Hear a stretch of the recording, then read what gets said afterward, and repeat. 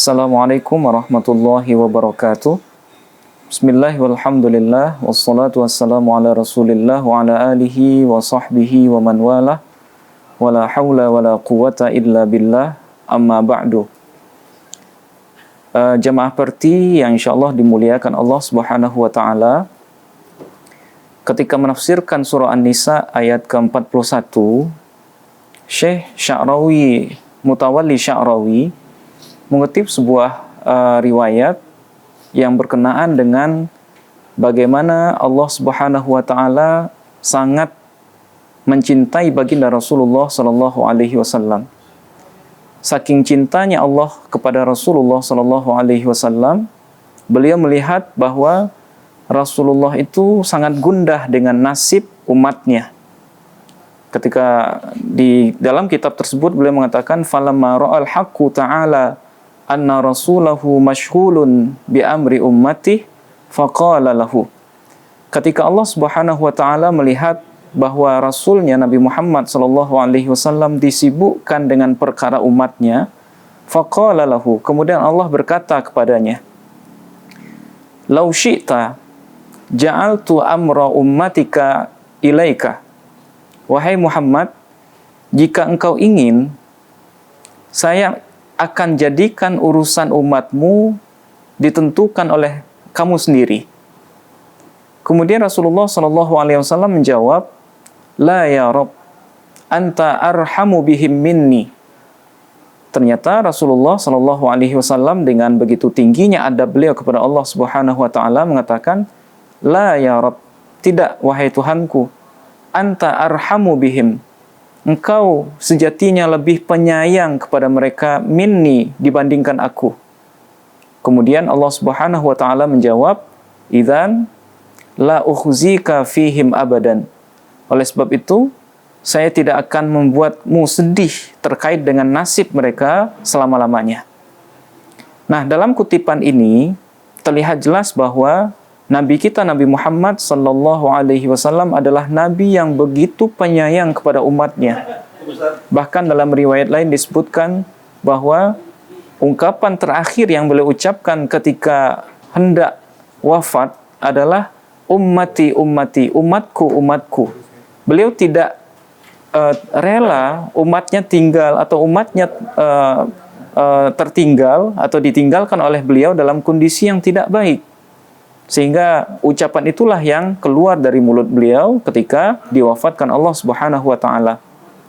Nah, sekarang kita ingin mengkaji, membahas seperti apa kaitan rahmah Rasulullah sallallahu alaihi wasallam dalam kaitannya dengan ibadah puasa.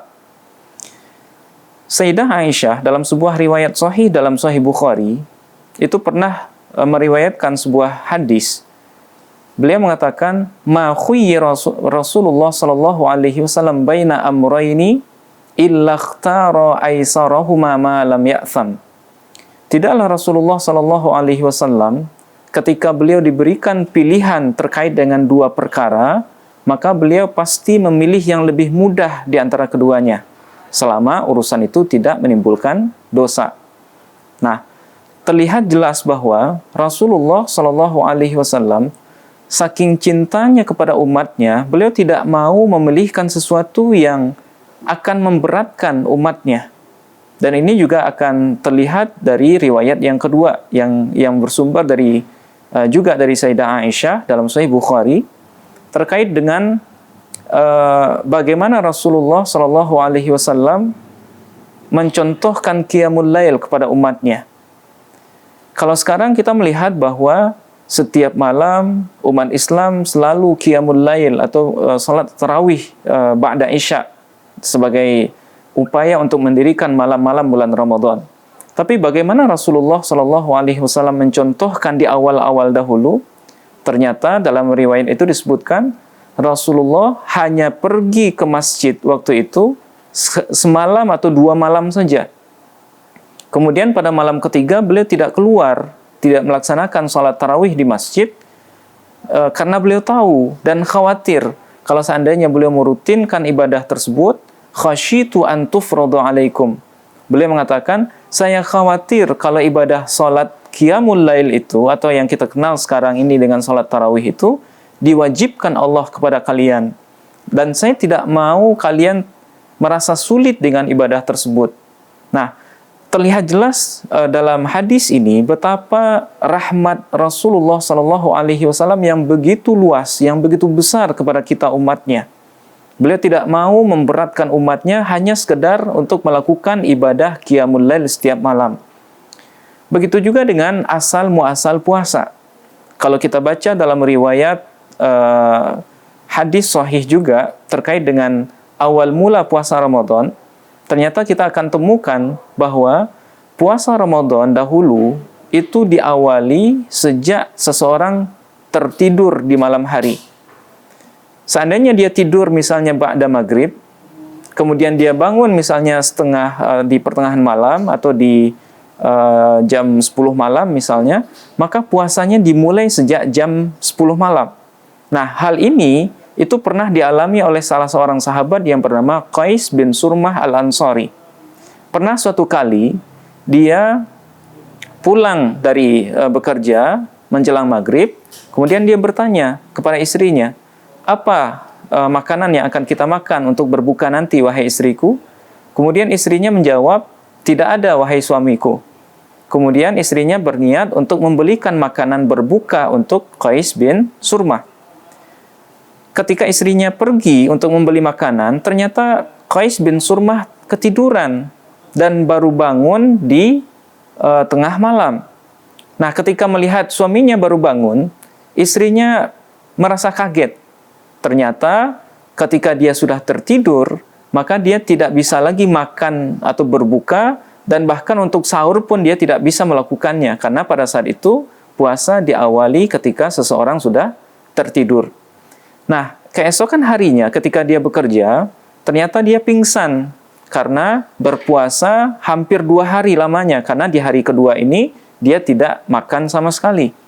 Nah, akhirnya hal ini dilaporkan kepada baginda Rasulullah SAW, dan beliau dengan wasilahnya ternyata Allah Subhanahu wa taala menurunkan aturan baru terkait dengan puasa yang terdapat dalam surah Al-Baqarah ayat ke-187, di mana Allah menjelaskan, makan dan minumlah kalian sampai jelas bagi kalian perbedaan antara benang putih dengan benang yang hitam. Nah, maksudnya adalah sampai terbitnya fajar siddiq. Nah, ini juga sekali lagi menjelaskan bahwa Rasulullah SAW sangat cinta kepada kita umatnya. Beliau tidak mau kita melaksanakan ibadah tapi tersiksa dengan ibadah tersebut. Sehingga ibadah puasa pun diubah dan dimulai hanya sejak terbitnya fajar sampai terbenamnya matahari. Nah, oleh sebab itu, karena ibadah puasa yang kita lakukan hari ini adalah bentuk rukhsah yang sudah diusahakan oleh baginda Rasulullah SAW, maka sudah menjadi keharusan bagi kita untuk memanfaatkannya sebaik mungkin dan melakukannya dengan penuh keseriusan dan semata-mata mengharap ridha Allah Subhanahu wa taala dan kecintaan baginda Rasulullah SAW. Mudah-mudahan bermanfaat. Assalamualaikum warahmatullahi wabarakatuh.